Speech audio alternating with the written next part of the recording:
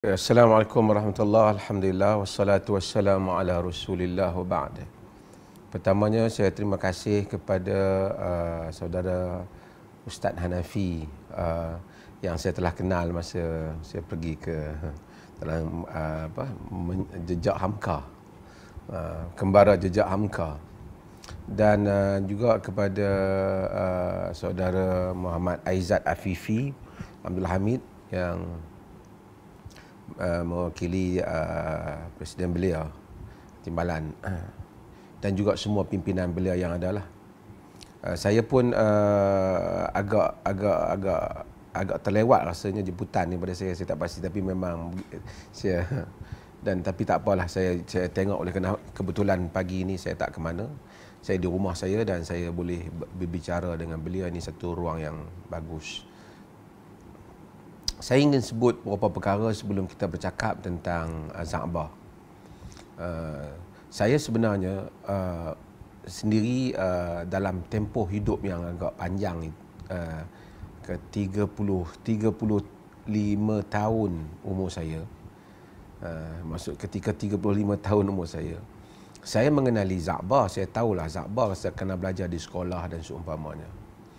Tetapi saya tidak banyak membaca tentang beliau dan sumbangan beliau di dalam reform. Sehinggalah Profesor Engku Aziz, Profesor Diraja ketika itu, datang ke pejabat saya ketika saya kali pertama menjadi mufti Perlis. Jadi dia telah menghadiahkan kepada saya, dijumpa saya, dia bagi kata-kata semangat untuk lakukan reform, dan dia menghadiahkan kepada saya buku Za'bah, iaitu Perangai Bergantung pada Diri Sendiri, yang kebanyakan kita mungkin telah didedahkan. Dan buku ni pemberian beliau dan ada tanda tangan beliau dengan tulisan beliau, Profesor Engku Aziz, Allahyarham. Jadi saya baca, pertama saya tengok kulit buku ni, dan saya tengok buku ni daripada belakang. Dia tulis Perangai Bergantung Sendiri, dan dia ada caption yang ada sedutan yang saya tertarik, mengajak saya untuk baca. Kerana Profesor Diraja Engku Aziz ketika itu memberitahu saya, beliau mengkhatam buku ni setiap tahun. Saya tak pastilah, itu yang beliau cerita pada saya. Setiap tahun beliau akan menghabiskan bacaan buku ni. Jadi saya pun tengok apakah yang menarik tentang buku ini. Jadi saya tengok, sebelum saya tengok di dalam isinya, saya tengok tulisan yang diletakkan oleh Dewan Bahasa, kata-kata Za'bah yang diletakkan oleh Dewan Bahasa di luar kulit. Ini cetakan saya, cetakan yang lama. Ada cetakan yang baru Dewan Bahasa juga saya ada, tapi ini cetakan yang ada tanda tangan Engku Aziz ni saya simpan, kerana dia ada tulis sesuatu pada saya. Saya lihat kata-kata Za'bah di belakang ni memang menarik untuk saya membaca, mengajak saya, invited me to read this book, untuk baca buku ni.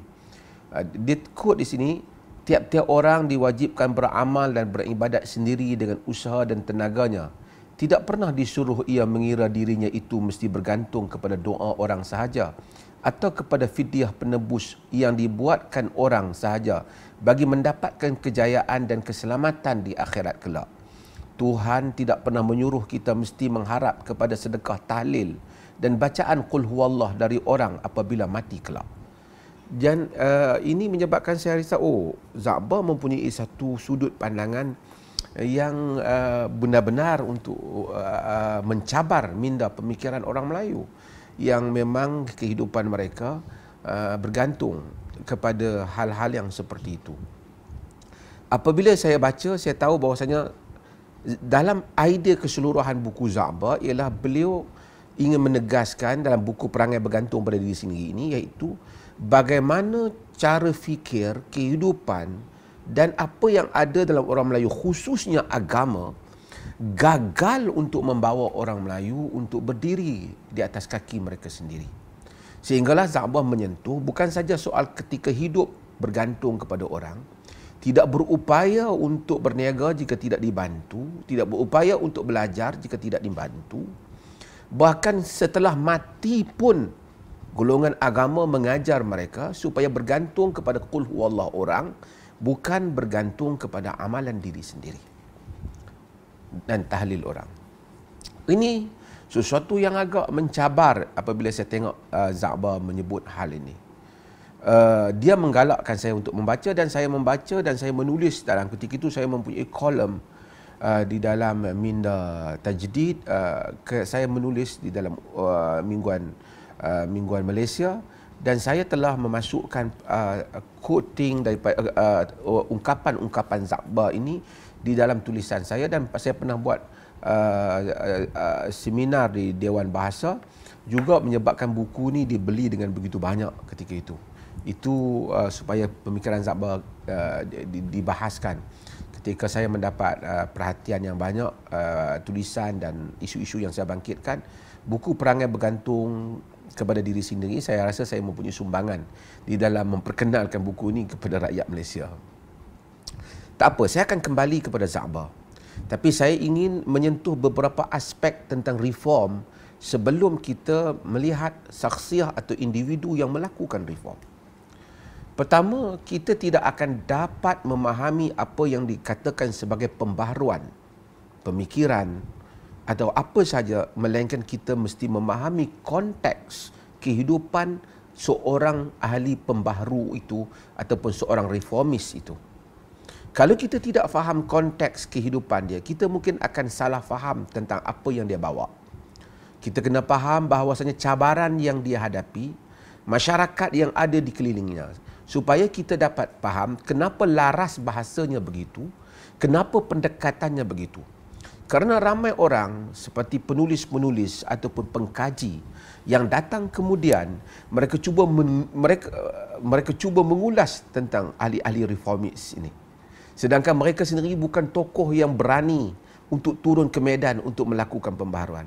Sama seperti orang yang mengulas bola sepak. Pandai dia duduk di atas, dia kata, kenapa kau tak bawa ke tengah? Kenapa kau tak paskan saja pada nombor 12? Kenapa? Dia duduk tengok sambil makan kacang. Memang mudahlah. Kemudian kalau bagi bola tu di kaki dia, dia pun tak boleh buat. Tapi mengulas memang nampak hebatlah. Kemudian dia ada kolom mengulas bola sepak. Ramai juga golongan agama hatta yang terlibat kononnya belajar bahagian fakulti dakwah. Kemudian teori tentang dakwah bil hikmah, kena ada, dia sendiri tak kena ada pendekatan yang hikmah, bahasa yang lunak, jangan begini. Dia komplain, dikritik orang lain. Tapi dia sendiri tidak pernah turun ke medan dakwah dan mengambil cabaran untuk menghadapi dakwah itu sendiri. Kerana apabila kita berada di medan, ia tidak semudah kita mengulas setelah kejadian itu berlaku. Apabila kita duduk di padang, ia tidak semudah kita duduk di atas stage yang melihat keseluruhan padang. Sebab itu hendaklah kita memahami konteks. Mungkin setengah orang datang kemudian kata dia tak setuju dengan seorang reformis ini kerana bahasanya agak keras.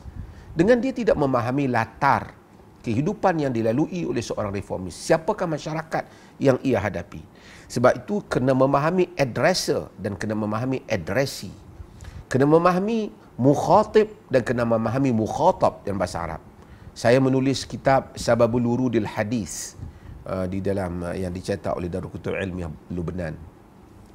Dalam itu antara isu yang saya bahaskan tentang kegagalan untuk memahami teks disebabkan kegagalan memahami konteks. Dan ini perlu bagi kita anak-anak muda dan siapa saja yang ingin membicarakan mana-mana tokoh pemikiran. Sebab itu kena memahami latar kehidupan dan masyarakat yang mengelilingi dan siapakah permasalahan yang dihadapi oleh seseorang tokoh pada zamannya. Apabila kita faham hal itu, kita juga kena faham hal yang kedua. Reform mempunyai cabaran. Tidak ada satu orang nak buat reform, pembaharuan, tiba-tiba dia tak mau menghadapi cabaran. Melainkan dia nak buat pembaharuan, dia kaya, nak buat pembaharuan bina rumah dia sendiri. Yang tu orang tak gaduh lah. Tapi dua bidang yang kalau kita masuki untuk membuat pembaharuan, kita akan menghadapi cabaran yang sangat besar. Yang pertama ialah di dalam politik. Kerana di dalam politik ini ada orang-orang yang mempunyai kuasa dan menjaga sempadan-sempadannya daripada ia kehilangan kuasa.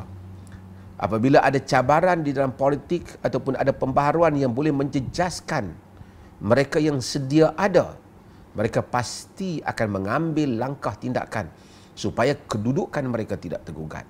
Walaupun mereka mungkin menyatakan kita mengalu-alukan pembaharuan anak muda, tapi tidak semudah itu kata-kata itu mereka laksanakan. Kerana ia mempunyai kepentingan yang besar. Sebab itu apabila para anbiya alaihimussalatu wassalam, seperti Nabi Musa, Nabi yang paling banyak disebut dalam Al-Quran kerana sukar perjuangannya. Sehingga ulama-ulama menyebut yakadul Qur'anu an yakuna Musa.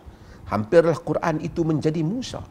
Kerana apa? Kerana terlalu banyak kisah Musa. Bagi setiap surah, bagi setiap episod-episod kenabian diselitkan cerita Musa.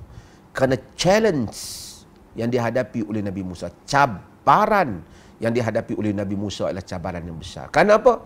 Kerana ia berhadapan dengan penguasa, pemerintah. Melakukan reform di dalam politik besar kerana dia nak mengambil Bani Israel, nak mengelakkan mereka daripada menjadi slave, menjadi hamba.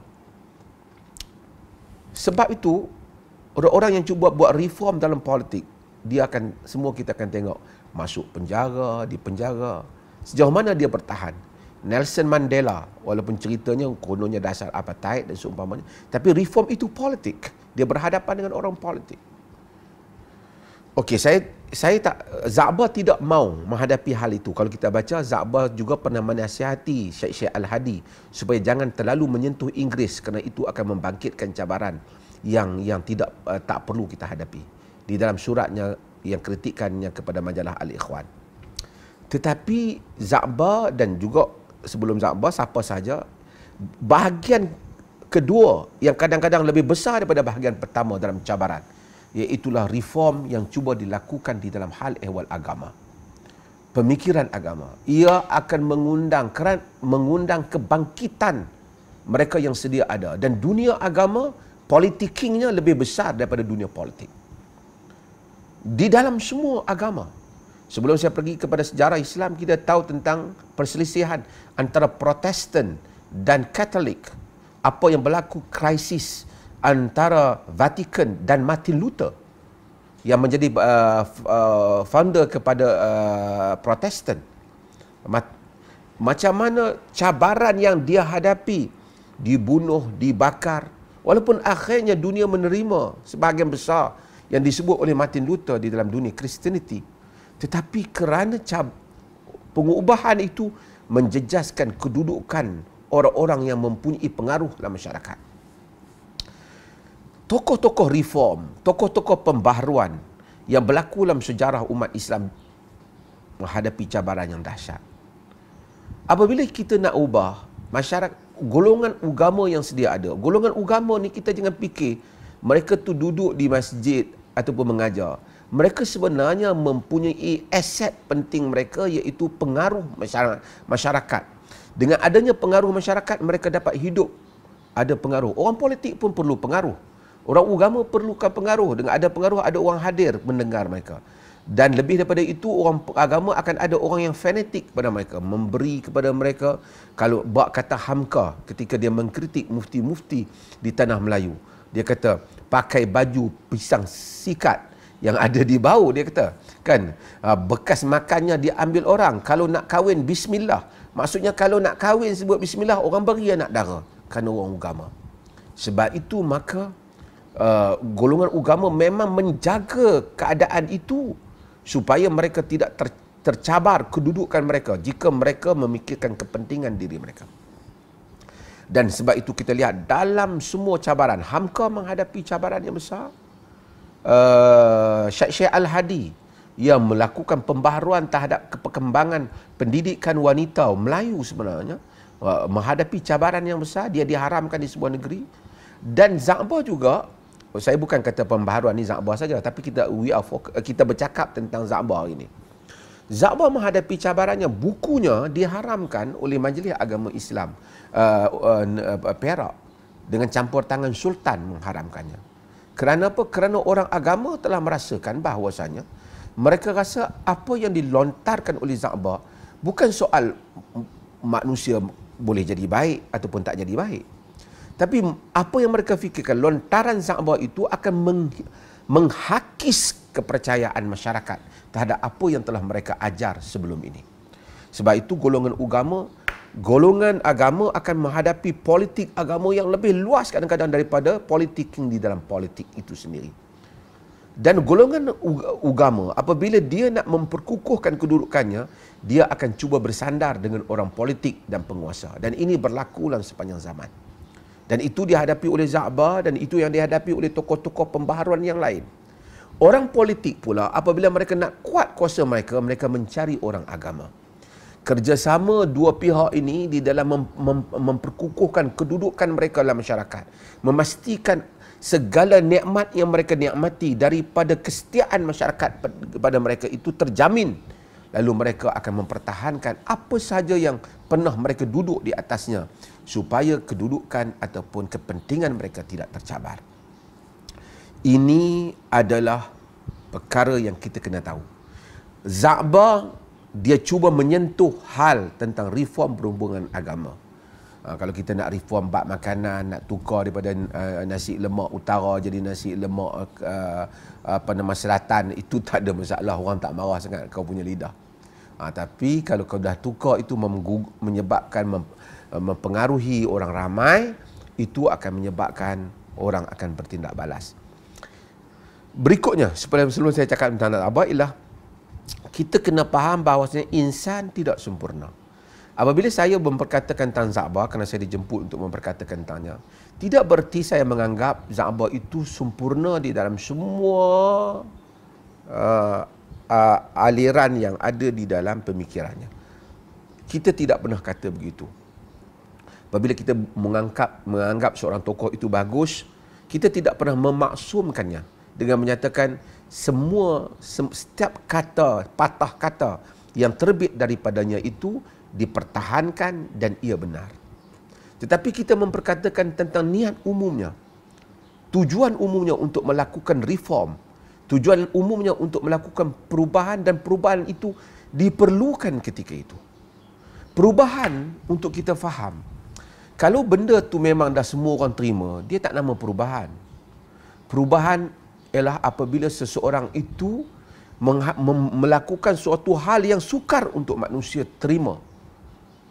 Kalau sekadar semua orang dah kata okey, tak berubah kerana niat manusia dah berubah. Sebab itu apabila kita memperkatakan tentang perubahan, kita memperkatakan tentang cabaran yang dihadapi.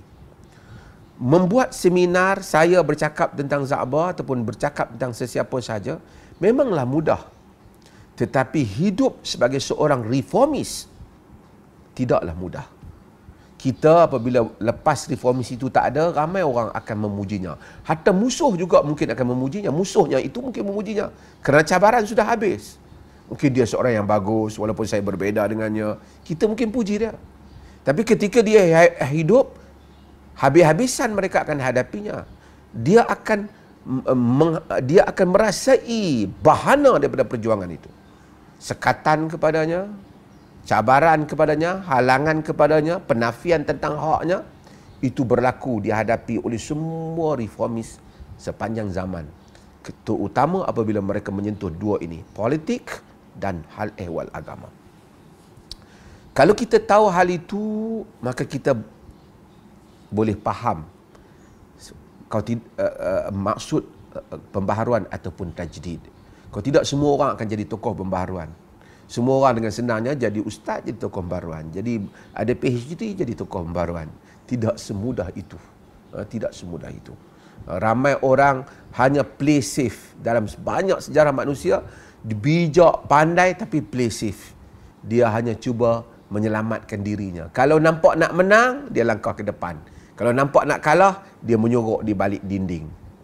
Tidak ramai orang yang benar-benar untuk sanggup menyatakan saya ataupun dia mengambil risiko itu walaupun mengorbankan kepentingannya kerana agenda yang diharapkan untuk mengubah masyarakatnya. Tidak ramai orang yang sanggup melakukan hal itu. Dalam konteks agama, hanya orang-orang yang ikhlas kepada Allah Azza wa Jalla. Kerana Kalau konteks agama, jika kita nak hidup senang beragama, kita ikut saja apa yang dah ada. Maka semua masyarakat pun senang, kedudukan akan diberikan kepada kita. Tetapi kalau kita cuba melakukan pembaharuan, kita akan menerima padanya. Tetapi itu adalah titah perintah Allah Azza wa Jalla. Supaya kita apabila diberikan kepahaman, maka kita akan melakukan apa yang patut kita lakukan. Saya suka satu dialog di dalam filem Sang Pencerah Kiai Ahmad Dahlan. Saya tak tahulah sejauh mana authenticity dialog itu. Tetapi ketika dia pulang, dia lihat masyarakatnya menentangnya, yang menyebut kiai kafir dan macam-macam lagi kepada dia. Mungkin saudara Muhammad Hanafi Jamaluddin lebih pandai lah tentang Indonesia punya pembaharuan ni. Okey. Tapi apa yang isteri dia sebut, saya tertarik dalam filem tu. Dia kata barangkali aku ini terlalu mudah untuk memikirkan tentang masyarakat ni sehingga orang tak terima. Barangkali aku patut buat cara yang lain sebelum ini. Isteri dia kata, kalau kau buat cara yang lain, aku tidak akan mengenalimu. Aku banyak melihat pemuda, tetapi Darwis ataupun Ahmad Dahlan adalah seorang yang mempunyai cara hidup yang lain. Dia melihat apa yang orang lain tidak lihat. Dan itulah reformis. Orang-orang yang terlibat dengan reform ini, bukan kerana dia tak tahu bahaya melakukan pembaharuan. Tetapi kadang-kala hal itu seakan Allah telah letakkan dalam diri dia sehingga dia tak dapat berpisah dengan perasaan ingin melakukan pembaharuan itu walaupun menghadapi cabaran. Bangun tidurnya kadang-kadang walaupun dia nak pergi meninggalkan hal itu, Allah tarik balik, kau mesti melakukan agenda ini. Sehingga dia kadang-kadang macam terperangkap dalam agenda pembaharuan itu. Maksudnya dia tak boleh keluar satu tugas yang dia tak dibenarkan meninggalkannya. Sebab itu kita lihat ajaib golongan pembaharuan. Mereka boleh pilih jalan lain, tapi mereka memilih jalan pembaharuan. Mereka akan dikenang kemudian. Mereka nak keluar, mereka tak boleh kerana mereka tak mampu melihat apa yang telah Allah campakkan pada basirah mereka, pada gambaran mereka, pada penglihatan mata mereka. Hal itu perlu diubah. Kerana Allah ingin hal itu berubah. Macam juga alam ini. Kadang-kadang berlakunya banjir. Mungkin orang tidak setuju ataupun orang tak gembira berlaku banjir. Tapi alam berubah kerananya. Dan itu adalah merupakan agenda yang telah Allah tetapkan perubahan cuaca bagi merubah satu keadaan pada satu keadaan. Akan membolehkan satu kehidupan baru muncul. Allah menzahirkan, mencampakkan nilai-nilai ataupun semangat perubahan dalam diri manusia, sebahagian manusia, bagi membolehkan manusia lain terus hidup dengan keadaan yang lebih baik. Apabila kita memahami keadaan itu, maka kita baru boleh berbicara tentang golongan pembaharuan. Jangan kita tanya, kenapa dia sanggup? Kenapa dia buat? Dia sendiri mungkin tidak akan dapat memberi jawapan kenapa. Tetapi dia akan tahu bahawasanya dia bagaikan tidak ada pilihan, bahawasanya ini adalah agenda hidupnya. Balik kepada Za'bah, saya tak tahu masa saya berapa, tapi saya ingin sentuh beberapa hal yang disebut oleh Za'bah. Kita tahu bahawasanya agenda besar yang Za'bah bawa ialah Za'bah ingin mengeluarkan orang Melayu daripada taklid buta kepada tokoh-tokoh agama. Itu agenda Za'bah. Dan dengan itu Za'bah menghadapi golongan pondok, dia menghadapi golongan konservatif agama. Za'bah, kita tengok perkataan Za'bah umpamanya, Za'bah sebut dalam perangai bergantung pada diri sendiri ini, Za'bah menyatakan, demikian dicela Tuhan dalam Al-Quran, jika orang yang hanya mengikut apa-apa kebiasaan yang telah teradat dari nenek moyang, sahaja dengan tiada diperiksa lagi betul atau tidak betulnya, dan tiada dijalankan akal fikiran dan pengetahuan diri sendiri menguji benar salahnya. Kerana sesungguhnya perbuatan demikian itulah yang dikatakan bertaklid buta. Itu yang Za'bah tentang. Dan Za'bah fokuskan kepada golongan agama yang tak mau keluar daripada konteks hukum hakam agama yang telah dia warisi. Dalam konteks sekolah pemikiran yang ada, di tanah Melayu ketika itu.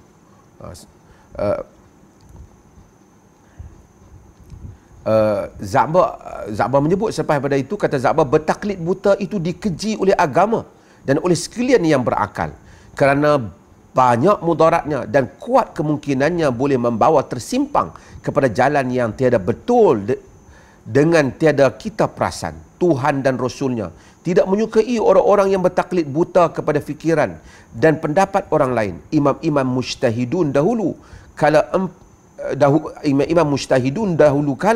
tempat orang bertaklid itu sendiri tidak pernah menggemar orang-orang bertaklid buta sahaja kepada mereka atau memastikan orang sekalian menerima saja segala fahaman dan pendapat mereka. Sebaliknya, mereka sentiasa menggalakkan murid-murid dan pengikut mereka supaya menyelidiki sendiri, memeriksa dan menimbang sendiri dengan teliti segala pendapat dan keputusan yang telah mereka perolehi. Perkataan Za'bah ini begitu berat ketika itu dan sampai hari ini, kerana orang ketika itu akan mengatakan Za'bah seakan-akan tak hormat pada imam-imam mazhab, khususnya dalam konteks Malaysia ni tak hormat mazhab Syafi'i. Kerana apa? Kerana Za'bah mengajak supaya berfikir atas apa yang mereka keluarkan. Dan ini adalah perbalahan ataupun diskusi yang berkesinambungan. Hal yang sama dihadapi oleh Hamka apabila mengajak supaya menilai semula ada hukum hakam agama. Hamka umpamanya dalam masalah nikah taklid buta dan nikah Cina buta dan seumpamanya yang ada di dalam mazhab Syafi'i, dan Hamka memberikan pandangan-pandangannya. Dan itu semua menyebabkan membangkitkan kemarahan golongan konservatif. Dan Za'bah sebut lagi, maka hanyalah pada zaman-zaman yang akhir, sementara beberapa ratus tahun yang lalu ini sahaja, orang-orang alim Islam hampir-hampir kesemuanya di serata dunia tidak lagi mempunyai semangat kesendirian, kebolehan dan kelayakan untuk membuat seperti pelopor-pelopor mereka yang dahulu kala itu. Ini yang dia galakkan. Dan kita kena tahu Za'bah bukan cakap pada zaman ni. Za'bah cakap pada era awal hidup dia pada tahun 1900 ke atas. Dan dia dan ketika itu, dan saya tengok surat dia kepada Syekh Al-Hadi itu pada tahun 1930-an begitu. Jadi ketika itu bagaimana belum merdeka, orang Melayu yang hanya medium mereka agama, apa sahaja yang disebut oleh orang agama, ludah mereka ataupun bekas makan mereka menjadi rebutan, apa yang mereka sebut tidak dibangkang. Bukan mudah untuk Za'bah mengeluarkan perkara-perkara yang seperti ini. Dan Za'bah juga mengkritik hal-hal yang mana kita tahu bahawasanya benda itu telah menjadi amalan di dalam masyarakat. Dan saya nak sebut beberapa perkara yang Za'bah sebut. Antaranya perkataan-perkataan yang mana Za'bah kata orang agama tak bau fikir. Ajaran-ajaran agama tu sehingga dalam bab sembahyang dia bukan tak fikir, tidak ada ruh sembahyang. Za'bah kata sehingga buat benda, hatta ta'rif kepada kebaikan itu macam disebut tadi ialah disempitkan, dan ta'rif kepada, maksudnya ma'ruf itu disempitkan, ta'rif kepada kemungkaran itu juga disempitkan, sehingga tidak ta'rif itu gagal untuk membangunkan masyarakat Melayu, menjadikan agama itu sempit. Dan ini kita lihat kenyataan-kenyataan Za'bah tentang apa yang orang Melayu pegang dan percaya. Kata Za'bah, seperti yang diterangkan dahulu, menurut fahaman sempit ini, berbuat kebajikan atau amal soleh untuk kebekalan dan persediaan hari akhirat hanya tergantung kepada kerja-kerja yang dikatakan amal ibadat. Maka itu pula mereka khaskan, artinya hanya sembahyang segala jenisnya, puasa segala jenisnya, mengerjakan haji dan umrah di Mekah, tawaf selalu, membaca-baca wirid daripada berbagai-bagai doa dan selawat, membaca qul huwallah banyak-banyak, berzikir, bertahlil, berzahid, membuang dunia dan lain-lain amalan seumpama itu. Bacaan-bacaan itu pula hendaklah dikira banyaknya, sekian-sekian ratus dan ribu kali dibaca, diulang-ulang sehingga terpaksa menggunakan buah tasbih, misbahah, yang mana juga disebut sebagai buah tasbih. Tetapi amalan-amalan itu pun dikerjakan biasanya dengan tidak ada mengingatkan barang sedikit jua tentang tujuan dan gunanya, yang sebenarnya sebagai latihan kerohanian untuk membaiki laku perangai dan budi pekerti, membersihkan hati dan kebatinan diri, meninggikan perasaan dan pengenalan rohani. Dan ini yang Za'bah sebut bahawasanya kesempitan untuk memahami ataupun untuk memahami tujuan amalan saleh. Dan Za'bah mengkritik di tempat yang lain tentang perkara yang buruk tu.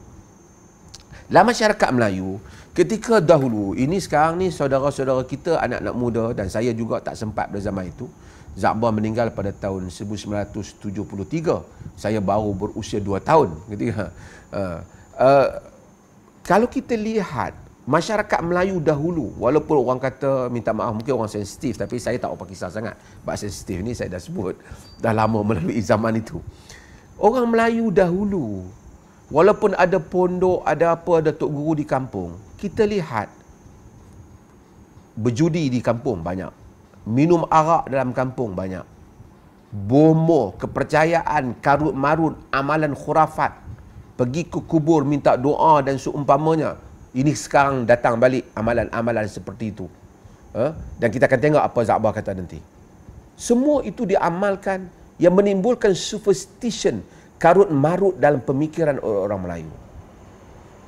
Dan ini dihadapi oleh golongan reformis. Setiap kali mereka nak betulkan, mereka akan dituduh keluar mazhab, tidak hormat ulama, kaum muda, dan satu perkataan yang saya tak tengok orang sebut pada Za'bah, dia disebut pada Hamka dan Syekh Al-Hadi Wahabi. Itu adalah perkataan biasa bagi orang Melayu. Siapa saja buat pembaharuan lain pada masyarakat Melayu, you kena dapatlah dia punya bintang itu.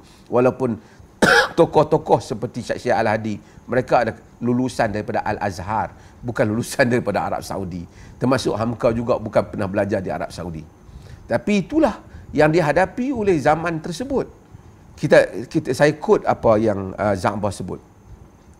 Amal jahat, yakni sayyiat, ialah kerja-kerja maksiat dan melanggar larangan-larangan agama yang membuahkan dosa dan balasan neraka. Maka termasuk dalam amalan jahat itu terutama sekali perbuatan-perbuatan mengerjakan sesuatu yang haram, terlarang keras oleh agama, seperti minum arak, makan babi, berjudi, berzina, mencuri, menyamun, merampas, membunuh orang, dan lain-lain terjenis daripada fahsyak dan mungkar. Tetapi tidak termasuk, yakni dia kata tetapi orang agama ni, mereka tak mau masukkan benda ni. Benda apa?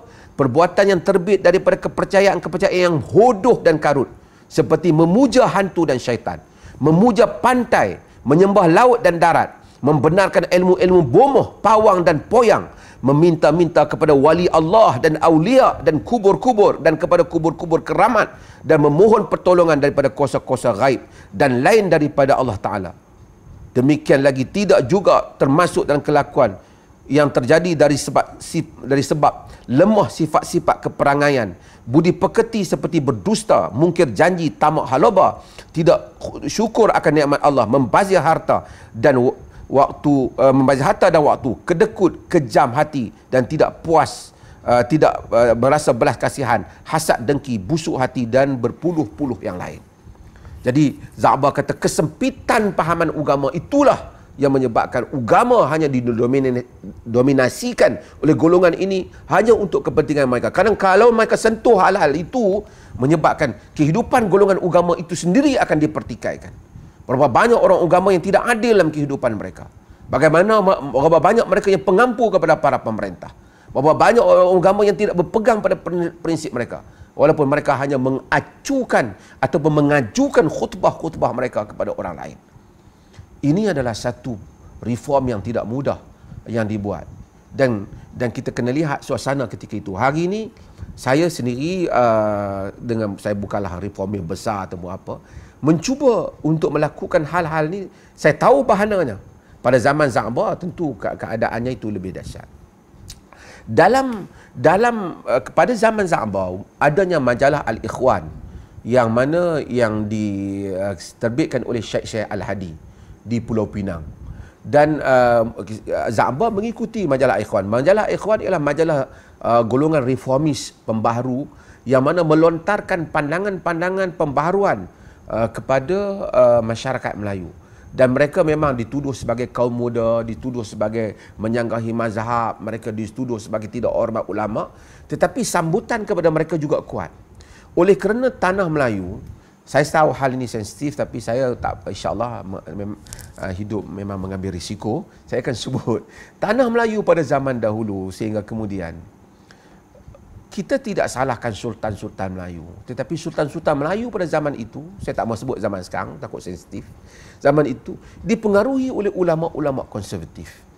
Sehingga kan sultan-sultan kebanyakan mereka pada zaman itu, mereka sendiri pun tidaklah begitu mengamalkan agama sebahagiannya dan tidak mengetahui agama dengan begitu detail, hanya bergantung kepada nasihat golongan agama yang ada di keliling mereka. Lalu mereka mengharamkan tokoh-tokoh agama seperti Syekh Al-Hadi. Dia tidak dapat bergerak, melainkan hanya di negeri-negeri selat saja. Adapun di negeri-negeri beraja, dia tidak dibenarkan. Orang seperti Za'bar, bukunya diharamkan oleh Sultan Perak. Saya percaya, mungkin Sultan Perak sendiri tidak membaca apa yang ada dalam buku itu. Tetapi hanya mendengar pandangan daripada golongan agama, mufti dan qadi di negeri Perak ketika zaman Za'bar untuk mengharamkan buku-buku Za'bar. Dan demikian juga yang berlaku dalam sepanjang sejarah. Za'bar, saya kembali kepada majalah Al-Ikhwan. Yang Za'bar apabila membaca majalah Al-Ikhwan, dia telah merasakan bahawasanya majalah dia panggil teriakan Syekh Al-Hadi, seruan istilah Syekh Al-Hadi, teriakan Syekh Al-Hadi. Teriakan Syekh Al-Hadi itu macam terlalu mengajukan serangan kepada penjajah. Dan Za'bar menganggap bahawasanya itu tidak perlu sedemikian rupa, kerana hanya akan membangkitkan kemarahan penjajah, yang mana mereka itu memang kuat dan orang Melayu sendirilah yang tidak bersedia untuk menjadi pemerintah. Dan Za'bar kata yang patutnya kita mestilah menghantam ataupun kita mestilah dengan suara yang lantang mengkritik orang Melayu itu sendiri, bukan mengkritik penjajah. Kerana orang Melayu dan sikap mereka lah yang menyebabkan bahawasanya kehidupan jadi demikian rupa. Dan saya ingin membaca sedikit yang surat bagusnya golongan pembaharuan ini seperti Syekh Al-Hadi. Walaupun Za'bar menulis makalah itu mengkritik pandangan Syekh Al-Hadi, Syekh Al-Hadi tetap memasukkan artikel itu di dalam majalah Al-Ikhwan. Cumanya dia buat jawapan dia terhadap apa yang Za'bar katakan. Saya ingin sebut apa yang Za'bar sebut, dan saya akan sebut apa yang Syekh Al-Hadi jawab Za'bar dalam hal ini. Za'bar menyatakan setelah hal tadi, dia tidak bersetuju untuk diserang Inggeris habis-habisan, kerana isunya yang patut kita fokus ialah memajukan orang Melayu sehingga mereka bersedia untuk menghadapi memerintah negeri-negeri. Kata Za'bar, yang patut kita kuatkan, yakni lain daripada fasal pelajaran dan kemajuan yang selain daripada fasal pelajaran, ialah kemajuan fikiran dan perkara-perkara yang meluaskan pengetahuan ramai. Ialah fasal negeri kita ni yang patut kita, selain daripada pemikiran ni tadi yang mana mereka perjuangkan, dia kata yang patut kita kuatkan lain daripada fasal pelajaran dan kemajuan fikiran dan perkara-perkara yang meluaskan pengetahuan orang ramai ialah fasal negeri kita dipenuhi oleh orang-orang Cina dan Hindu, dan tiap-tiap tahun beratus ribu masuk ke negeri kita mencari rezeki. Padahal kita Melayu sentiasa dalam kemiskinan. Orang Cina dan India membuat segala kerja berkuli dan sebagainya dalam negeri kita. Kita mengapa tidak mahu semua hendak bekerja? Kenapa tidak mahu? Semua hendak bekerja besar sahaja, padahal tidak layak. Orang Cina bekerja dari celik mata pagi-pagi sampai tengah malam.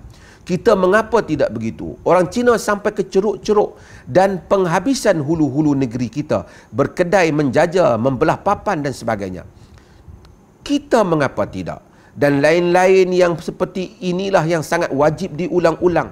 Jangan sekali-kali disentuh bangsa penjajah dan kekayaannya dan kekuatan di atas kita, kerana itu semata-mata boleh memarakkan api daripada bara yang memang ada dalam hati tiap-tiap bangsa yang kena perintah oleh bukan sebangsanya itu dan tiada faedahnya.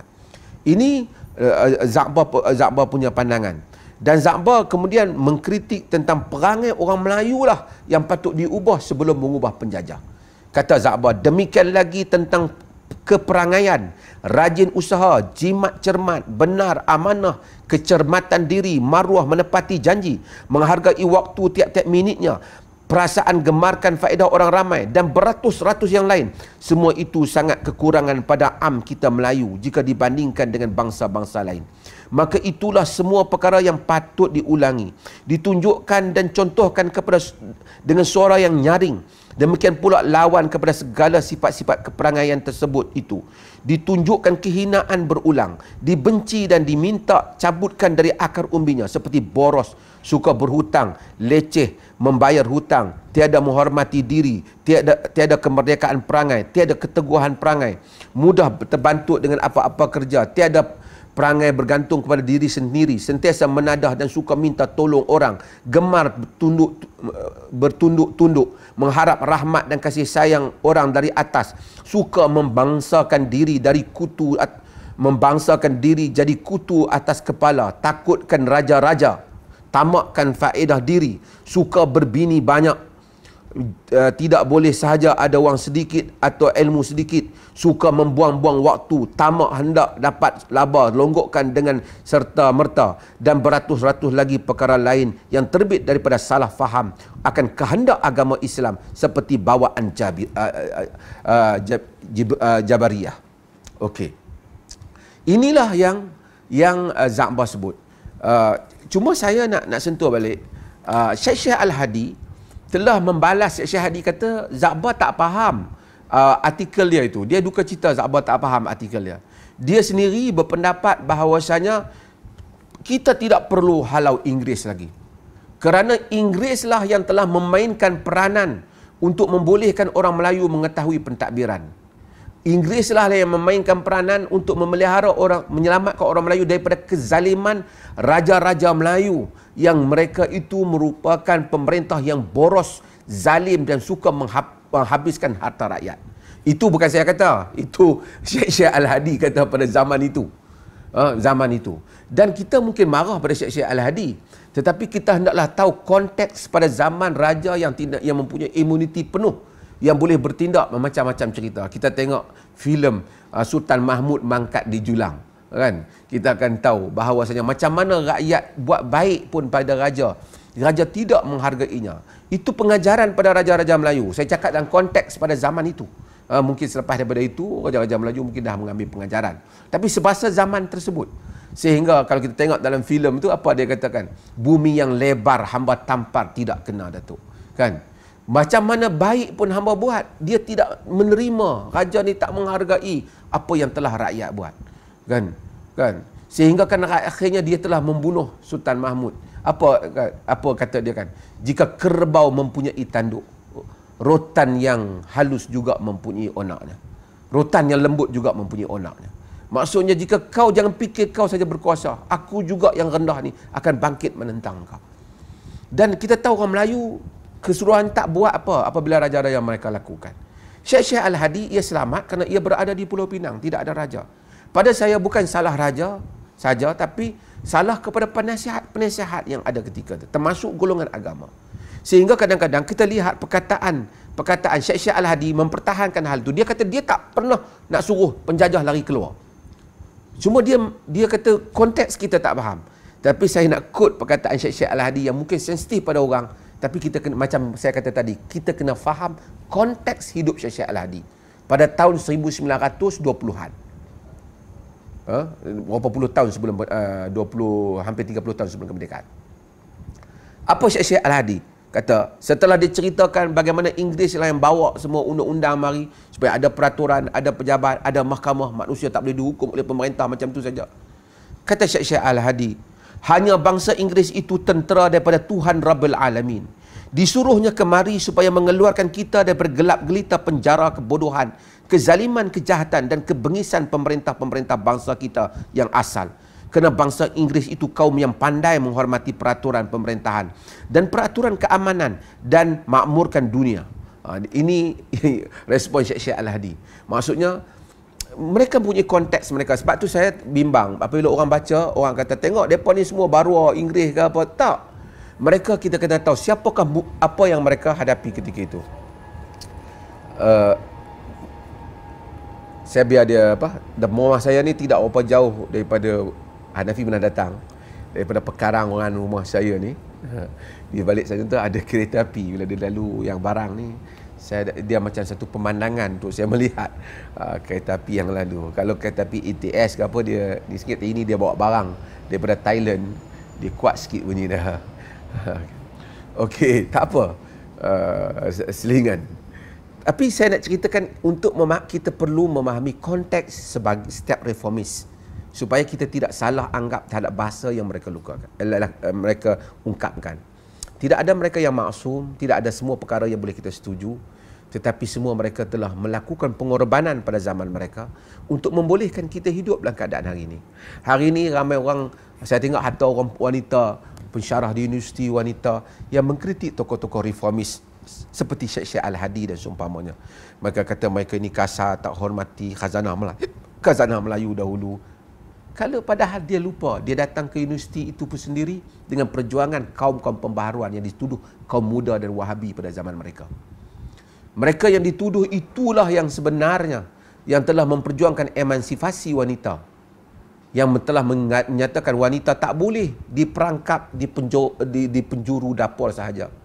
Kalau saya selalu sebut ulang, jika siapa melihat filem Azizah P. Ramli, maka dia akan tahu bahawasanya itulah pegangan orang Melayu yang mana memaksa anak perempuan untuk berkahwin di atas alasan ini adalah masalah wali mujbir di dalam mazhab Syafi'i yang membenarkan bapa untuk memaksa anak perempuan berkahwin. Apabila golongan pembaharuan datang, mereka dianggap telah menentang mazhab Syafi'i untuk membolehkan bapa memang boleh memaksa anak perempuan berkahwin. Mereka telah merosakkan kehidupan bermazhab. Apabila hikayat Faridah Hanum, walaupun kita mungkin tidak setuju secara keseluruhan dalamnya, tapi Faridah Hanum akhirnya mendapat nama yang besar. Tapi Syekh Al-Hadi telah cuba memasukkan tentang reform pembaharuan yang perlu dilakukan, yang merentasi sekolah-sekolah pemikiran ataupun sekolah pemikiran yang sedia ada di tanah Melayu yang dikuasai oleh golongan konservatif yang enggan berubah kerana mereka mempunyai kepentingan kepada berubah demi kepentingan masa depan. Hari ini anak-anak perempuan kita dah maju ke universiti, masuk ke sekolah. Dan itu semua adalah perjuangan mereka. Pada hari mereka berjuang, mereka dituduh perosak masyarakat, perosak wanita, kaum muda dan seumpamanya, tidak menghormati dalil-dalil agama. Hari ini kita menikmati kehidupan, ada yang jadi pensyarah, jadi gubernur bank, jadi apa? Hasil daripada perjuangan yang telah mereka lakukan. Demikian juga kita kaum lelaki dan seumpamanya. Hari ini golongan agama sudah pandai macam-macam. Yang dahulu tak boleh mengajar tafsir, tak dibolehkan kerana itu melangkaui ulama. Mengajar hadis tak dibolehkan kerana kita belum capai kepada hadis. Dan siapa yang tahu itu yang dihadapi oleh Abu Bakar Al-Bakir di Gunung Semanggul. Dia ditentang, dia anggap sesat kaum muda dan Wahabi kerana dia mengajar tafsir di Gunung Semanggul. Tapi hari ini banyak kelah-kelah tafsir. Orang-orang yang menuduh orang lain dengan tuduhan yang sama hari ini, mereka lupa kebolehan mereka mengajar tafsir itu disebabkan kerana reform yang telah dibuat oleh orang-orang yang awal.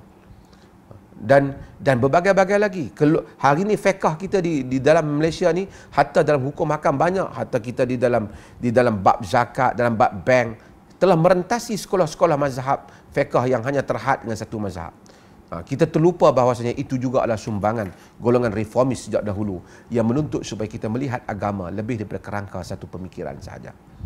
Ini semua adalah yang dilakukan oleh Za'bah dan tokoh-tokoh yang lain, tapi kita fokus dengan apa yang Za'bah.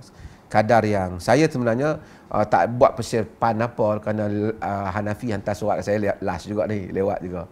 Biasanya saya tak ambil lah, tapi tak apalah, saya kenangkan Hanafi ni pernah so saya peruntukkan pagi ni di sini dan saya tak ada paper apalah, saya cakap apa yang saya tahu tentang Za'bah dan mungkin mudah-mudahan memberi manfaat kepada anak-anak muda yang mendengar hal ini. Yang penting kita disuruh dalam agama setelah baca baca pesanan Luqman kepada anaknya, ya bunayya aqimis salah, wahai anakku dirikanlah sembahyang, wa'mur bil ma'ruf wanha 'anil munkar. Setelah pesanan tentang akidah jangan syirik, muraqabah, pesanan tentang berhubung dengan salat, selepas salat suruh yang ma'ruf dan cegah munkar. Tokoh atau individu masyarakat Islam ialah individu yang aktif bukan pasif, sentiasa terpanggil untuk melakukan pembaharuan, menyumbang dan mengambil risiko. Dan hari ini mungkin orang mengherdik kita dan mempertikaikan kita dan menghukum kita. kemudian orang akan mengenang jasa bahawasanya apa yang mereka nikmati kemudian ialah suara pembaharuan yang telah diluahkan oleh fulan bin fulan. Yang penting ialah kita ikhlas di sisi Allah.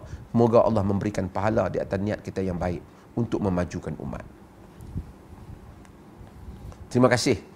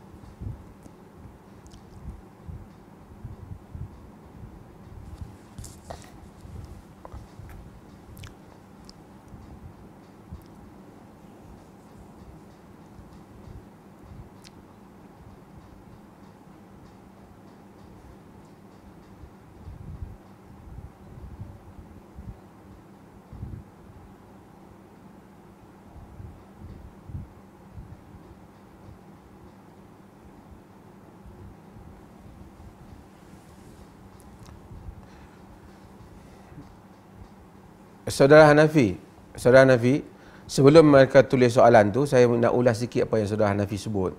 Kalau kita baca tulisan Za'bah, kita dapati Za'bah juga menguasai bahasa Arab. Itu mempunyai kekuatan dalam bahasa Arab.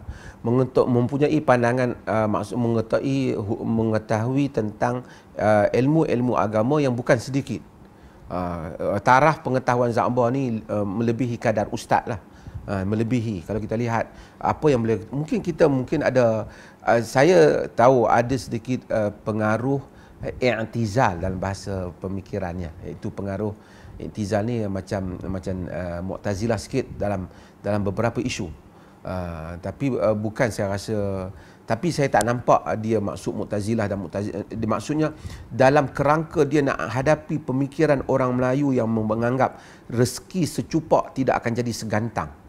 Apa yang ada ni kita tak payah usaha lah, macam itulah rezeki kita. Za'bah kadang-kadang bahasanya, laras bahasanya tu agak terlalu garang. Dalam itu mungkin, tetapi kita tahu kesemua yang Za'bah tulis apabila kita baca, Za'bah mempunyai pengetahuan agama. Latar pengajian agamanya kuat. Walaupun di samping dia lulusan yang disebut tadi, dia bukanlah, kita jangan anggap orang yang tak tahu agama bercakap agama. Dia tahu agama. Cuma daripada mana sekolah pemikiran dia, dia pilih itu satu persoalan yang lain, hatta di kalangan orang agama sendiri. Ya.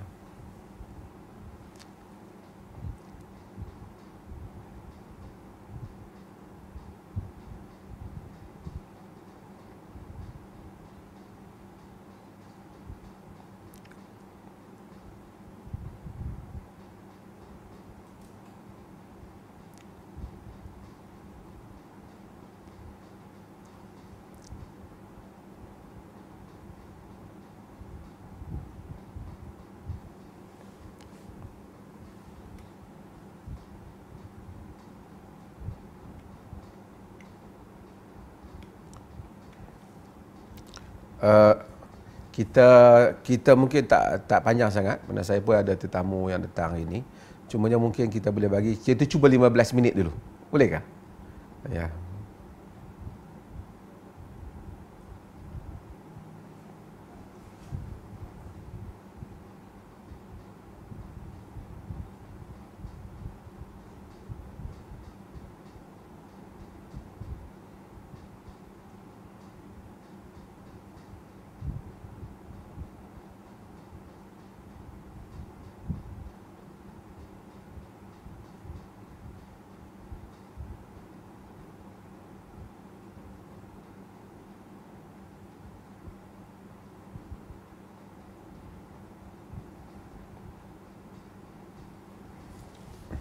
Okey, terima kasih.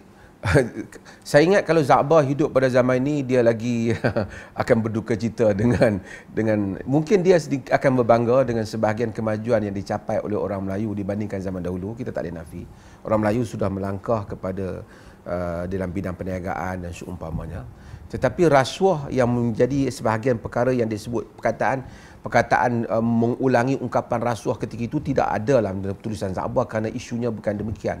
Tapi menceritakan tentang ketidaktelusan, tidak jujur di dalam urusan dengan manusia, tidak mempunyai peraturan dan seumpamanya, pembaziran dan seumpamanya, itu disentuh oleh Za'bah.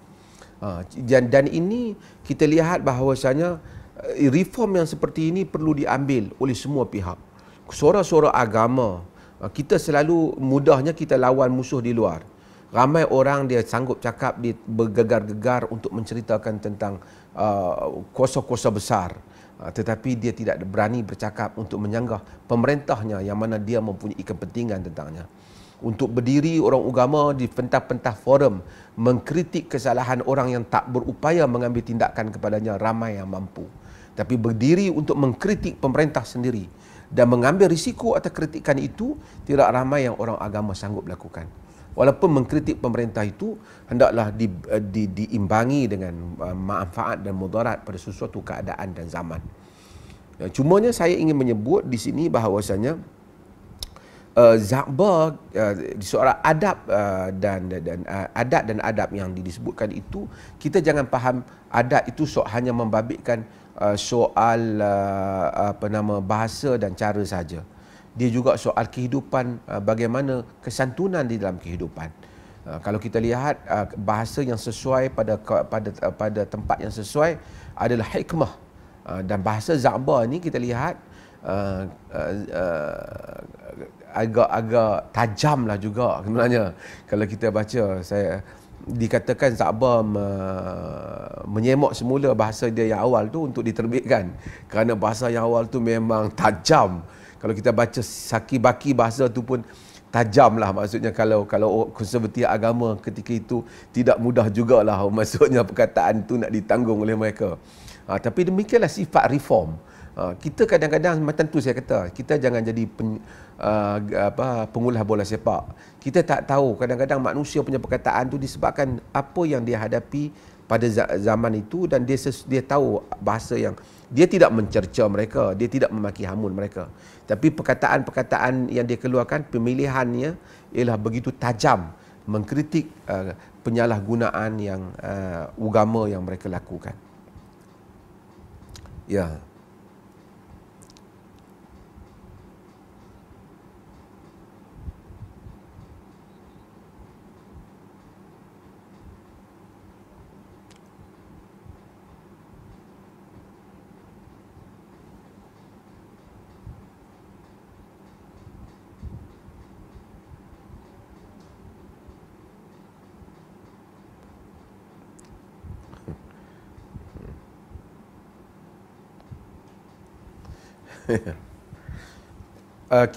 Saya nak sebut sikit, saya suka sebut hal ini di dalam untuk anak-anak muda faham dalam kerangka wacana pemikiran yang ada di tanah air kita. Khususnya di rantau, bukan tanah air kita saja, tapi di rantau Asia Tenggara ni lah, termasuk Indonesia. Kita sebut Nusantara lah, walaupun perkataan Nusantara itu ada perbincangannya. Tapi okey, apa yang saya nak sebut ialah dahulu apabila Za'bah dan seumpamanya mereka menggerakkan pembaharuan, mereka pada zaman dunia konservatif, mereka menggerakkan pembaharuan. Mereka ditentang, tetapi pembaharuan itu berjalan, reform itu berlaku. Banyak golongan agama yang ada hari ini yang mereka kritik balik golongan pembaharuan. Mereka sebenarnya anak pembaharuan. Kan? Mereka yang dah pakai tie, kot dahulu baca surat khabar pun tak boleh kat pondok-pondok, kan? Kemudian berubah, cakap orang putih lagi tak boleh, salah kan, macam makan chopstick lagi salah. Tapi dah berubah, hatta golongan agama yang duduk di pondok tu pun sendiri sudah berubah. Kemudian apabila keadaan berubah dan kita mula keadaan berubah, lately ini, kebelakangan ini, pemikiran konservatif kembali masuk dalam tanah air kita. Kerana apabila golongan agama yang ramai, yang kerajaan tidak, ataupun apabila golongan reformis macam dah selesa ataupun tak begitu aktif macam dahulu, kita lihat konservatif ramai. Konservatif ni tabiatnya sama. Bukan semua konservatif itu salah. Tapi golongan yang mengambil kesempatan agama ni sama. Jika kita lihat, dulu yang Za'bah cakap dan Hamka cakap, golongan agama yang mengambil kesempatan di atas kejahilan orang awam untuk bukan menaikkan agama, mengangkat diri mereka. Ini akan berlaku dalam fenomena sekarang.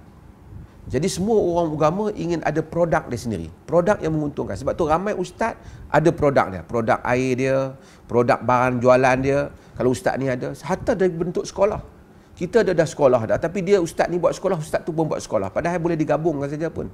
Semua akan buat sekolah sendiri. Sebab apa? Kerana dia percaya dengan buat sekolah sendiri, dia ada income yang tersendiri. Kemudian dia boleh buat collection daripada orang ramai. Kemudian apa lagi mereka buat? Mereka juga akan buat benda-benda yang kalau kau ni pergi ke kubur kau ni, dia pula ajak pergi kubur A, kubur tok guru dia pula. Semua tu package perjalanan yang ada harga.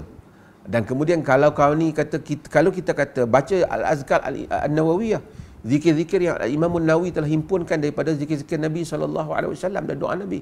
Oh, dia rasa kalau macam tu semua orang akan dapat. Tak istimewa. Maka ustaz-ustaz pun fikir zikir ni saya saja boleh bagi ijazah. So you kena charge. You kena charge. Benda mahal. Kat artis pun bayar mahal. Takkan kat ustaz tak bayar? Dia falsafah dia dah datang. Kan? Maka dia boleh datang falsafah itu, semua orang, dia telah ini usaha menepikan Nabi SAW. Quran kata, laqad kana lakum fi rasulillahi uswatun hasanah. Sesungguhnya bagi kamu pada diri Rasulullah itu contoh teladan yang baik. Oh, dia kata tak boleh. Nabi lain, kita lain. Zikir Nabi. Seolah-olah apa yang Nabi dah tidak valid untuk kita. Ini sebenarnya satu kenyataan yang bukan saja salah, ia bahaya kepada akidah ustaz itu sendiri. Kerana ia telah menyentuh kepribadian seolah-olah Allah telah melantik ataupun menghantar seorang rasulnya yang rasul itu tak layak untuk dicontohi oleh kita kerana dia lain, kita lain. Sebab itu Al-Quran mengulangi tentang masalah basyariyatul rasul, masalah keinsanan rasul itu, kemanusiaan rasul itu. Qul innama ana basyarun mithlukum yuha ilayya annama ilahukum ilahun wahid. Katakanlah aku ini manusia yang seperti kamu diwahyukan kepadaku, sesungguhnya Tuhan kamu Tuhan yang satu. Jadi Nabi SAW kata, sebab itu maka kalau kamu sakit, aku sakit. Kalau kamu derita, aku derita. So, Nabi adalah role model untuk kita contoh. Sekarang ni kalau Nabi role model, dia akan pergi kepada pembaharuan. We follow our Prophet SAW. Tapi golongan agama rasa ini tak selesa. You have to follow me. Kamu kena ikut saya. Nabi kamu tak mampu, ikut saya. So, ini yang disebut dalam buku-buku pembaharuan ni, tokoh-tokoh baru ini muncul bagi memaksa pemikiran pengikutnya supaya mereka mengikut hal-hal yang seperti ini. Supaya akhirnya kesempatan ni, perniagaan boleh, jampi, syarikat jampi dia boleh, semua. Jadi kalau kita pergi tengok kepada mereka ni, semuanya kehidupan yang hebat. Bukan saya kata salah, kemewahan mereka, semua hal-hal agama boleh dijual. Semua hal-hal agama boleh dijual. Mereka mengenakan cas agama daripada kawan tu lahir sehingga kawan tu mati. Daripada lahir anak dah berapa banyak kena. Dulu kita tak pernah tengok anak lahir kena tulis kat dahi. Sekarang anak lahir tulis kat dahi pula. Ini ajaran baru punya masuk kat Malaysia sekarang. Atas kononnya Habib mana pula datang. Syekh Al-Hadi ni pun Habib sebenarnya. Dia Said, Syekh kan. Sebab tu bila Za'bah tulis surat pada dia sebut Habib. Kan? Tapi dia menentang ajaran yang seperti ini. Sekarang kita daripada lahir kemudian hidup semua nak dapat apa, nak boleh zikir pun kena ambil saya ijazah. Nak ijazah kena ada charge, kena bawa kat tok guru itu dan ini. Itu ke arah itu. Nak mati berapa banyak charge package. Itu kita baru tengok baru ni orang mana sakit kerana nak kononnya perubatan Islam. Padahal perubatan Islam pergi aja lah ke hospital semua tu, bukan ada Islam kata perubatan hospital kafir. 5-6 tahun orang pergi belajar untuk jadi doktor. Pergi kursus 3 hari dengan ustaz, jadi pakar perubatan Islam. Charge baru ni 51,000 melawat ubat apa tu? Jantung ke apa tu? 51,000 pakcik tu kena bayar. Tak boleh bangkang ni ustaz. Kalau bangkang nanti tak berkat. Perkara konservatif yang seperti itu telah masuk balik ke dalam masyarakat kita. anak-anak muda, hal ini bukan sedikit. Kita mesti berhati-hati dan mengingatkan. Orang mungkin akan menuduh apa yang dituduh pada Hamka dan Za'bah kembali. Tetapi jika kita tidak melakukan pembaharuan, kita akan kembali mengheret orang yang nak agama dalam masyarakat kita kepada kemunduran fikiran. Mereka dihambakan pemikiran oleh golongan so-called agama dan akhirnya dibodohkan hal-hal yang bodoh, kembali mempercayai superstition karut marut. Daun itu, barang ini ambil letak di rumah, maka anak makan makanan jampi ustaz, anak berjaya dalam peperiksaan. Berapa banyak. Kalau itu kita tak perlu suruh orang bagi belajar tinggi-tinggi. Buat macam ni maka keselamatan. Kalau begini boleh naik pangkat. Segala ikhtiar dan usaha yang disuruh oleh agama dihapuskan dengan khurafat sebahagian golongan yang so-called ustaz dan seumpamanya ini. Berhati-hati dalam hal ini.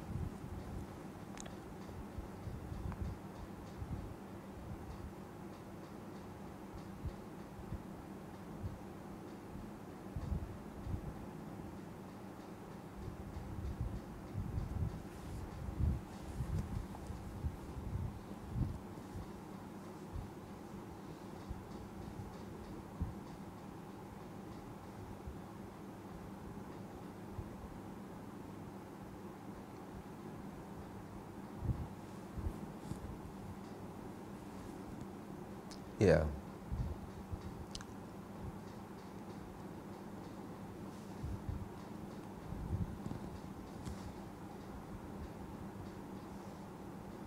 Ya.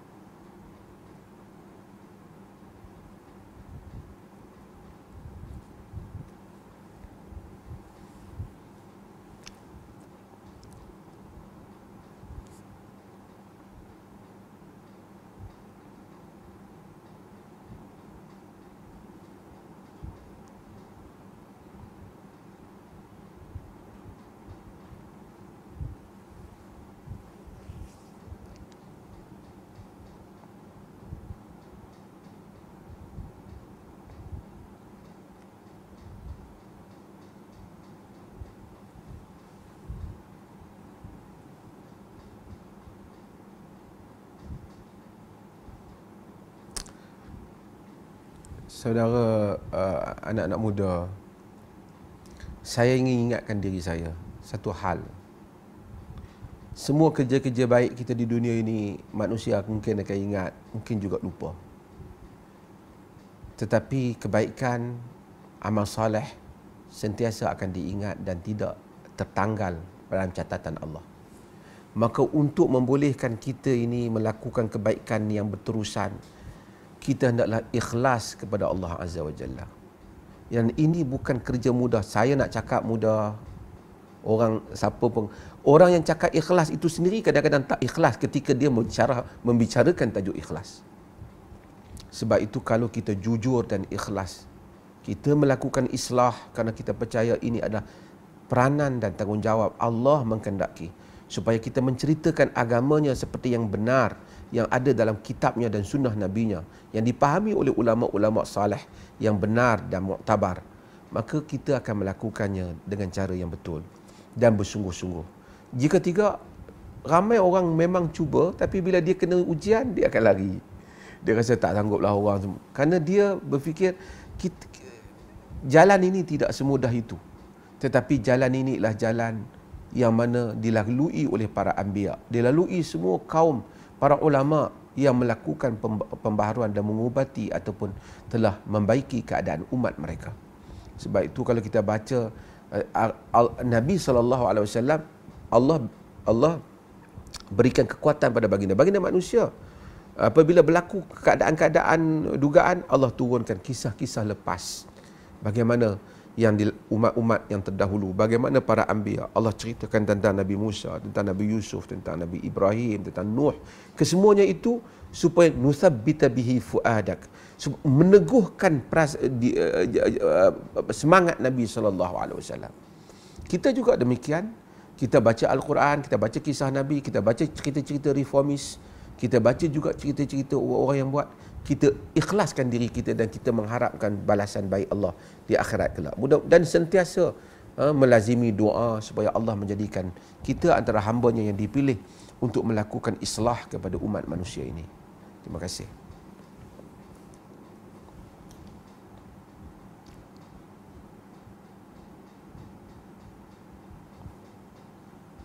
Ya, okey. Terima kasih banyak. Last mungkin, satu last. Ya.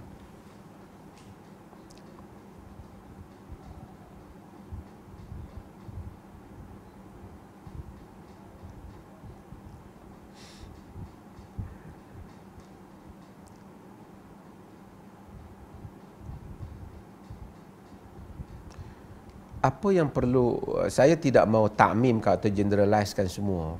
Bagi kadang-kadang dalam satu ajaran itu ada part dia yang betul. Kita yang part yang betul kita tak ada masalah. Cumanya yang menimbulkan masalah ialah apabila sesuatu ajaran itu dia Islam ni ialah Allah and Rasul centric. Islam ni Allah dan Rasul. Dia mengangkat Allah dan Rasul, dan ajaran Allah dan Rasul ialah ajaran yang semuanya mempunyai, seperti mana kata Al-Imam Ibn Qayyim, syariah ini kesemuanya maslahah, kesemuanya kebaikan. Apa saja yang keluar daripada kebaikan kepada kerosakan, apa saja yang keluar daripada kebijaksanaan kepada kebodohan, apa yang sejuar daripada keadilan kepada kezaliman, ia bukan syariat agama. Jadi itu, dan ajaran Allah dan Rasul demikian. Tapi kalau kita mengikuti satu ajaran, awal-awal lagi kempen dia kepada peribadi manusia. Guru ni tengok kita tembus hati, tengok tu boleh tahu ini, boleh berjalan atas air, hanya ambil ijazah daripada dia, tok guru ni ada keajaiban. Dia telah berpindah daripada mendekatkan diri kepada Allah. Walaupun dia guna nama Allah, dia orang gunakan. Ini disebut oleh Ibnu Jauzi sebagai talbisul iblis, talbis iblis. Jadi dia guna nama Allah, tapi kalau kita tengok kesimpulan daripada ajaran yang dia bagi itu bukan naikkan Allah dan Rasul, naikkan diri dia lah, naikkan guru dia. Akhirnya orang dengar tu bukan orang dengar, dia mungkin cakap pasal derma, tapi derma tu yang dia cakap derma untuk dia. Macam tu juga ayat-ayat derma. Dia cakap tentang hormat ulama, tapi ulama yang dia masukkan dia dan kawan-kawan dia. Bukan dalam konsep yang luar. Dia cakap tentang ilmu yang dia cakap ilmu dia, bukan ilmu yang dalam erti kata yang mana ilmu yang begitu luas. Artinya bagaimana manipulasi boleh dilakukan terhadap nas-nas agama. Sebab itu saya katakan bahawasanya kita ini ajaran-ajaran apa pun senang je kita nak tanya. Macam mana Islam pada zaman Nabi? Adakah Islam macam? Saya ada majlis tokoh agama daripada Indonesia datang ke Malaysia, buat majlis, siapa salam dengan dia macam salam dengan Nabi. Sebab man safahani, Nabi kata man safahani dakhala jannah, man safahani ila akhir, siapa salamku masuk syurga. Dia pasti suruh lah. Tapi dia baca, kenapa? Kerana dia nak buat majlis di masjid tu, pakatlah bangun salam dengan dia. Kerana tangan dia ni pernah salam untuk guru dia, tangan tok guru dia pernah salam untuk guru dia, tok guru dia sampai ke Nabi, siapa yang salam masuk syurga. Kalau kita fikir logik sikit ke depan, berapa banyak kali Abu Bakar dengan Umar salam dengan Nabi, Osman dan Ali, Anas dan seumpamanya. Ada mereka buat majlis dalam masjid, panggil wilayah-wilayah yang mereka pergi, mari salam dengan aku, supaya dapat salam aku dapat masuk syurga. Ataupun mereka menegaskan syurga itu diperolehi dengan usaha, dengan perjuangan, dengan membangunkan umat, dengan melakukan islah, baik untuk diri sendiri dengan Tuhan, baik untuk diri sendiri dengan umat manusia dan alam keseluruhan yang Tuhan jadikan. Hablum minallah wa hablum minan nas. Tapi mereka ini buat shortcut. Yang ini yang Muhammad Qutub sebut. Ini adalah dua perkara yang memundurkan orang, iaitu sufi yang melampau. Bukan salah ajaran kerohanian itu, tapi ghulat, yang mana bukan balik mengagungkan Allah. Ini saya setuka dengan apa yang Hamzah Yusuf kata. Sufi hari ini lebih banyak pada jampi, dancing untuk menari-nari, kemudian pemujaan kepada syekh mereka. Mana lagi sufi yang bermaksud menjadikan kita seperti Hasan al-Basri? Dia tak pernah claim dia sufi. Mana sufi yang seperti mana kalau benar nak ikut ulama-ulama yang mana salih, tapi akhirnya semuanya balik kepada guru masing-masing. Tarikatnya, kelebihannya, kemudian produknya. Sehingga zikir pun kena tulis nama dia. Dan barang-barang dia pun ditulis nama tertentu. Sebab itu saya menyeru kepada kita semua, jangan kita memperbodohkan diri dalam hal ini. Agama ini akhirnya kita cari redha siapa? Redha guru kita atau redha Allah dan Rasul? Ramai orang mengajar supaya kalau kita tengok orang tu mengajar, dia punya ending pada cerita dia mentazimkan dirinya, dia bukan. Ta'zimkan tu mesti dia tak kata saya hebat. Boleh, tapi kena ambil melalui saya. Boleh, kena ambil melalui sanad saya. Boleh, semuanya balik. Cara dah. Dan ini jadi trend kepada golongan, termasuk anak-anak muda yang nak jadi ustaz. Dia jadi trend macam mana cara nak berjalan. Baru muda-muda lagi dah pegang tongkat. Sebab saya bukan kata saya anti orang datang ada serban. Tapi kalau kita gambarkan golongan agama itu berjalan pakai jubah, serban letak di bau. Nabi pakai serban, betul. Nabi ada semua burdah. Tapi Nabi juga pakai baju besi dalam peperangan. Kalau kita gambarkan semua golongan agama itu sifat dia pakai kasut, pakai tongkat semua. Berapa puluh tongkat, ratus tongkat terpaksa parking di masjid Nabi. Masa semayang, mesti dilaporkan. Kan? Kemudian Nabi berjalan macam tu. Satu masyarakat yang pasif, masyarakat yang tak aktif. Kalau semua Nabi itu ada masa dia pakai burdah, ada masa dia pakai baju besi, ada masa orang bagi baju itu dia pakai, ada masa orang bagi kaisak dia pakai, ada macam-macam baju Yaman dia pakai, baju Rom dia pakai, pasal Rom negara Kristian. Kerana dia satu masyarakat yang bergerak. Tapi kita cuba gambarkan Islam ni satu jadi kelompok. Ramai-ramai jalan, pegang tongkat, tak peduli tentang hal dunia ni. Yang penting hari-hari fikir nak minum bekas air Tok Guru, nak makan bekas habis Tok Guru. Agama apa ini yang sedang kita hidupkan? Kalau kita biarkan, dia sudah jadi fenomena kadang-kadang. Dan Tok Guru tu muda-muda lagi, dia orang enjoy dengan pengikut-pengikut seperti ini. Jadi cult yang lebih teruk lagi pada zaman Hamka, zaman Za'ba, yang akhirnya kita memang akan memundurkan masyarakat Muslim kita. Orang lain melangkah ke hadapan, kemudian kita tengok hari demi hari kita akan melangkah ke belakang. Terima kasih banyak. Mudah-mudahan Allah rahmati dan berikan kekuatan kepada semua anak-anak muda kita untuk mereka berfikir. Ramai orang-orang tua-tua tidak menyokong Nabi sebab mereka mempunyai kepentingan, tapi anak-anak muda menyokong Nabi SAW kerana mereka kurang kepentingan mereka dalam hidup. Mereka tak banyak harta, mereka tak banyak yang fikirkan, mereka fikir tentang apa yang mereka ingin nak lihat pada masa hadapan. Mudah-mudahan kita juga demikian. Saya juga pernah melalui zaman muda dan saya tahu orang muda, memanglah saya, kalau saya fikir sebahagian kerja-kerja muda di saya pun, kalau saya fikir tua ni, saya pun tak membuat macam tu.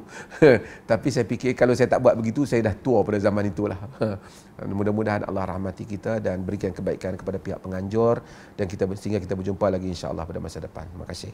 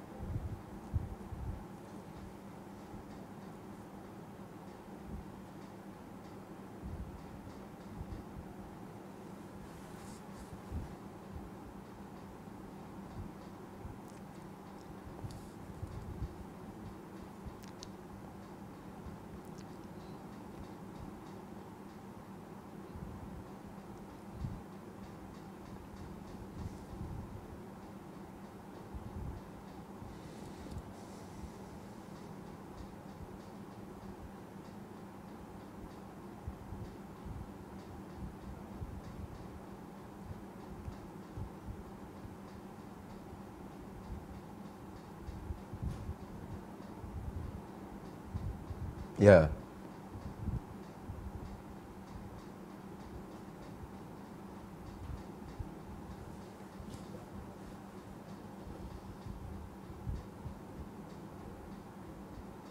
Ya, ya. Benar ya.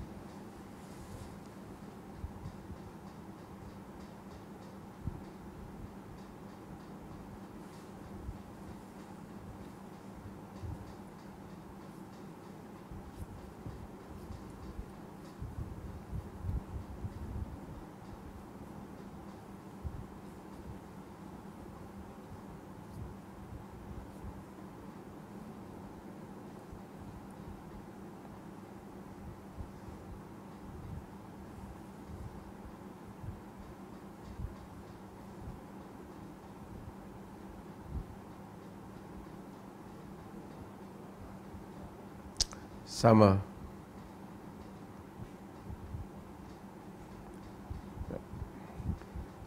InsyaAllah saya jemput semua orang muda yang ada di sini, boleh urus dengan saudara Muhammad Hanafi. Saya jemput semua orang muda yang ada sini, boleh sama dengan saudara Hanafi untuk datang ke tempat saya.